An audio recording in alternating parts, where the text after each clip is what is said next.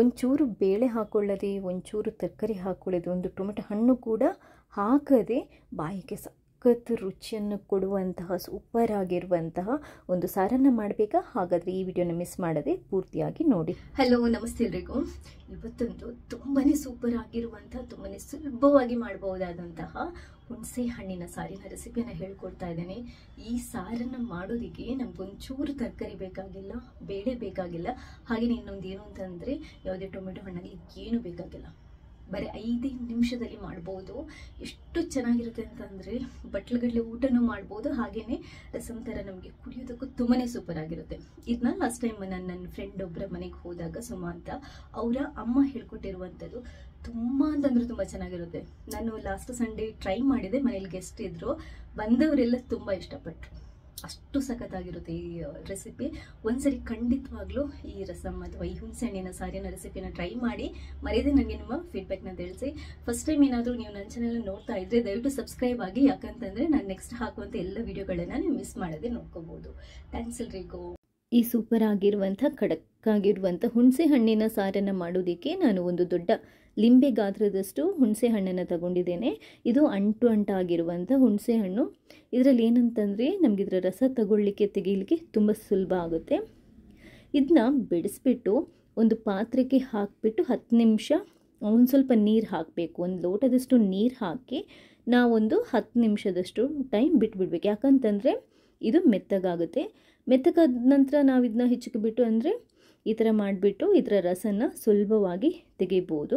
ಕಂಪ್ಲೀಟಾಗಿ ಹಿಂಡ್ಬಿಟ್ಟು ನೀವು ರಸ ತೆಗೆದು, ಏನಂತಂದ್ರೆ ಅದರಲ್ಲಿ ನಾರೆಲ್ಲ ಸ್ವಲ್ಪ, ಅದು ಹುಣಸೆ ಹಣ್ಣಿನ ಸಿಪ್ಪೆದು ಎಲ್ಲ ಕಸ ಇರುತ್ತಲ್ವ, ಅದನ್ನ ನೀವು ತೆಗೆದು ಬಿಸಾಡ್ಬೋದು. ಒಂದ್ಸರಿ ಕಂಪ್ಲೀಟಾಗಿ ಅದನ್ನ ಹಿಂಡ್ಕೊಳ್ಳಿ, ಹಾಗೇ ಬಿಸಾಡಬೇಡಿ, ಅದರಲ್ಲೂ ಕೂಡ ರಸ ಇರುತ್ತೆ. ಅದನ್ನ ಹಿಂಡ್ಕೊಂಡು ರಸನ ಕಂಪ್ಲೀಟಾಗಿ ನಾವು ಉಪಯೋಗ ಮಾಡಬೇಕು. ನೋಡಿ, ಇಷ್ಟು ರಸ ಸಿಕ್ಕಿದೆ. ಈಗ ಇದಕ್ಕೆ ನಾವು ಸ್ವಲ್ಪ ಚಿಟಿಕೆಯಷ್ಟು ಅರಿಶಿನ ಪುಡಿಯನ್ನು ಸೇರಿಸ್ಕೋಬೇಕು. ಒಂದು ಅರ್ಧ ಚಮಚದಷ್ಟು ಖಾರ ಪುಡಿಯನ್ನು ಹಾಕೊತಾ ಇದ್ದೇನೆ. 1 ಚಮಚದಷ್ಟು ರಸಮ್ ಪುಡಿ ಅಥವಾ ನೀವು ಸಾಂಬಾರ್ ಪುಡಿಯನ್ನು ಕೂಡ ಹಾಕೋಬೋದು. 1 ಚಮಚದಷ್ಟು ಉಪ್ಪನ್ನು ಹಾಕ್ಕೊಂಡಿದ್ದೇನೆ. ಹಾಕೊಂಡು ನೀಟಾಗಿ ಮಿಕ್ಸ್ ಮಾಡ್ಕೊಳ್ಳಿ. ಸಾರು ಮಾಡೋದಕ್ಕೆ ಹುಣಸೆ ಹಣ್ಣಿನ ರಸ ರೆಡಿ ಆಗ್ತಾ ಇದೆ. ನೋಡಿ, ಈ ಥರ ಇದನ್ನ ನಾವು ಫಸ್ಟೇ ರೆಡಿ ಮಾಡ್ಕೊಂಡು ಇಟ್ಕೊಂಡ್ರೆ ನಮಗೆ ಸಾರು ಮಾಡೋದಕ್ಕೆ ತುಂಬಾ ಸುಲಭ ಆಗುತ್ತೆ. ಈಗ ಸ್ಟವ್ ಮೇಲೆ ಒಂದು ಪಾತ್ರೆನ ಇಟ್ಬಿಟ್ಟು ಚೂರು ಬಿಸಿ ಮಾಡಿಕೊಂಡು ಒಂದು ಸ್ವಲ್ಪ ಅಡುಗೆ ಎಣ್ಣೆನ ಹಾಕ್ಕೊಳ್ಳಿ. ಅದಾದ ನಂತರ ಎಣ್ಣೆ ಕಾದ ನಂತರ ಅರ್ಧ ಚಮಚದಷ್ಟು ಸಾಸಿವೆ, ಅರ್ಧ ಚಮಚದಷ್ಟು ಉದ್ದಿನ ಬೇಳೆನ ಹಾಕಿ ಸಿಡಿಸ್ಕೋಬೇಕು. ಸಾಸಿವೆ ಉದ್ದಿನಬೇಳೆ ಚೆನ್ನಾಗಿ ಸಿಡಿದ ನಂತರ ಅಥವಾ ಉದ್ದಿನಬೇಳೆ ಚೆನ್ನಾಗಿ ಫ್ರೈ ಆದ ನಂತರ ನಾವು ಒಂದು 5-6 ಎಸಳು ಬೆಳ್ಳುಳ್ಳಿನ ಗುದ್ಬಿಟ್ಟು ಹಾಕ್ಕೊಳ್ಳಿ. ಒಂದು ಮೆಣಸನ್ನು ಕಟ್ ಮಾಡ್ಕೊಂಡು ಹಾಕೊತಾ ಇದ್ದೇನೆ. ಒಗ್ಗರಣೆಗೆ ಸ್ವಲ್ಪ ಕರಿಬೇವನ್ನು ಕೂಡ ಹಾಕೊತಾ ಇದ್ದೇನೆ.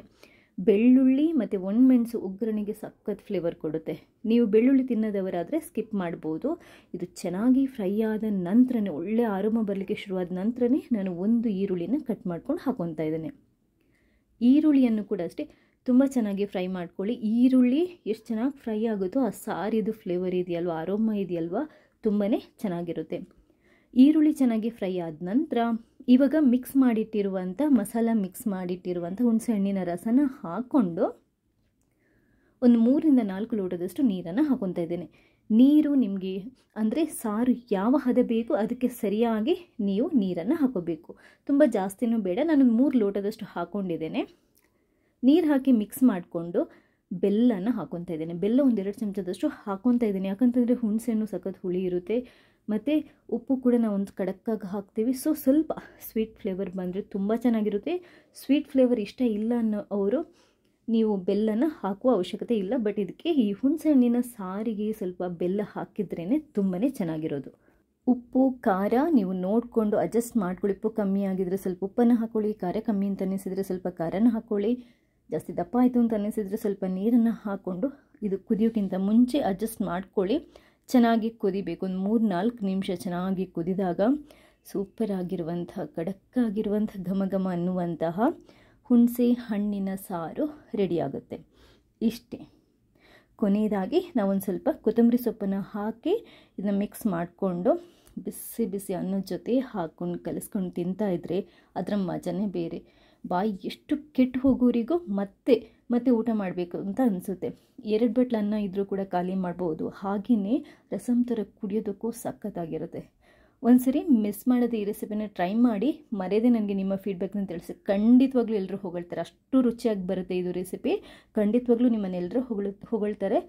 ಖಂಡಿತವಾಗ್ಲೂ ಒಂದ್ಸರಿ ಈ ರೆಸಿಪಿನ ಟ್ರೈ ಮಾಡಿ, ಮರೆಯದೆ ನನಗೆ ನಿಮ್ಮ ಫೀಡ್ಬ್ಯಾಕ್ನ ತಿಳಿಸಿ.